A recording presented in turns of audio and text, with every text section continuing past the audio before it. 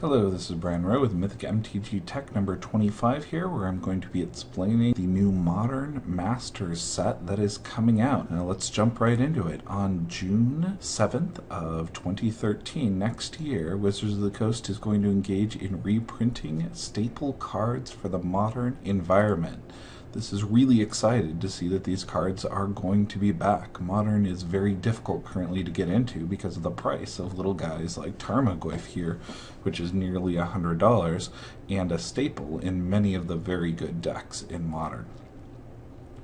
Wizards has a bit of a problem here that dates back to Legacy, and that is that some of the absolute best cards in the oldest format out there are on something called the reserve list.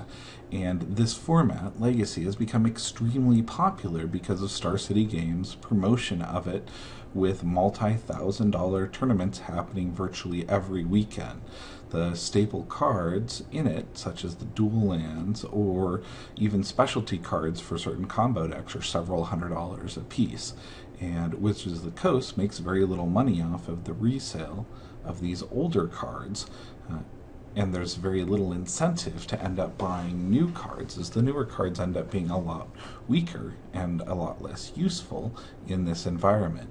To try to combat this, Wizards of the Coast has come out with the Modern format, and now they're going to start doing reprints. These reprints, though, have been done online for a while to try to get people to play Legacy online, and they've done a really good job with the Masters reprints online. The first Masters Edition set had some of the greatest cards ever printed out there in it, and in each successive set they've continued to put extremely strong, several $100 cards in these sets to give people the opportunity to play them online. I've been very happy with these sets, and they've really made the game more accessible to more players. But let's focus back on the Modern Masters and what they'll be doing in this case. They're starting by raising the price of the packs. Now, they say this is to keep it out of the hands of new players, although I think there's a little bit of an incentive to make a little bit of extra money off of these reprints. But it looks a lot like a standard set. There's going to be 15 mythics, 53 rares, 60 uncommons, and 101 commons. There'll be 24 packs per box, so the box price is actually going to stay pretty similar. It may go up about $10 or $15 per box. This 24 packs is just enough packs in order to be able to run a booster draft, though it makes prize support a little bit more difficult for stores. But an 8-person booster draft runs really well off these 24 pack boxes. There are several sets that are being reprinted. They go all the way back from the 8th edition core set all the way on up to Alara Reborn. And this really excites me, as several of these sets I didn't play in at all as I was focusing on law school. They've also said that they're going to put new artwork on 20 to 30 cards in the set.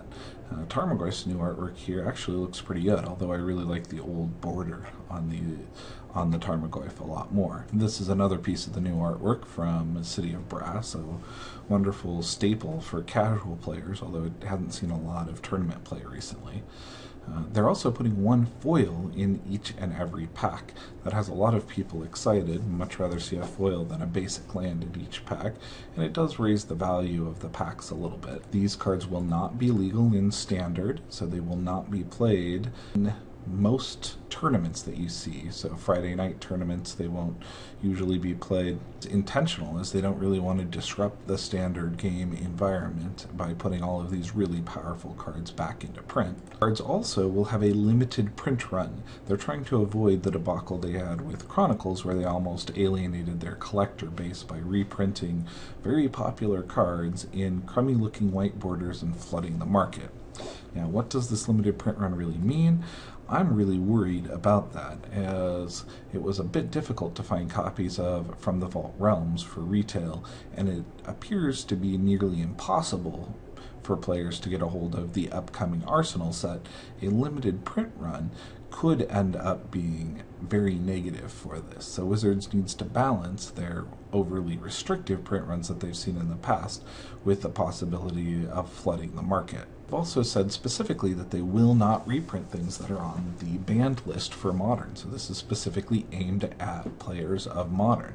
Umutagite, Sensei's Divining Top, and Dark Depths are all very popular commander cards, but this is targeted at Modern where those are banned.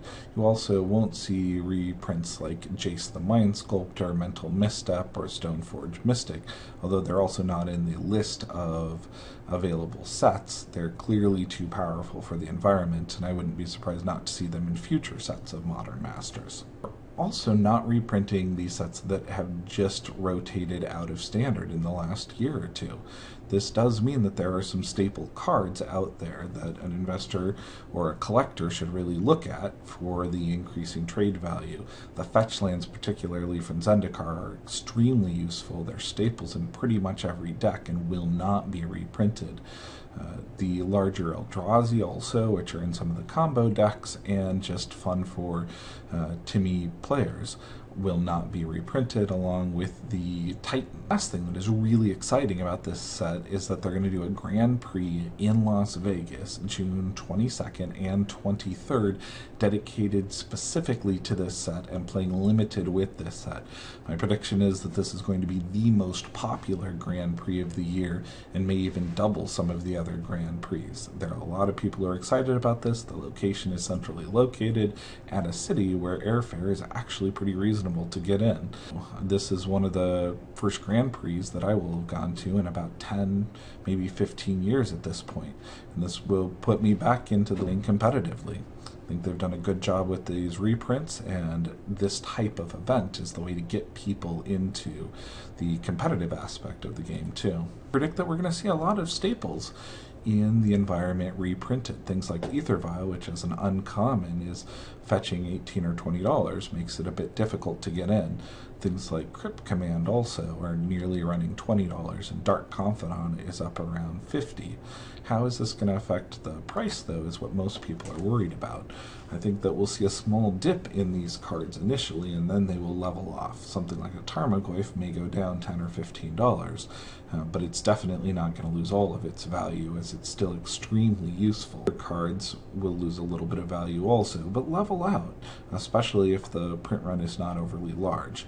And Wizards really needs to balance that, flooding the market and allowing new players to get into the market. This has been Brian Rowe with a Modern Masters review. I'm going to be doing several of these over time as we find out what cards are in the set, and also some of them directed at learning how to draft this set.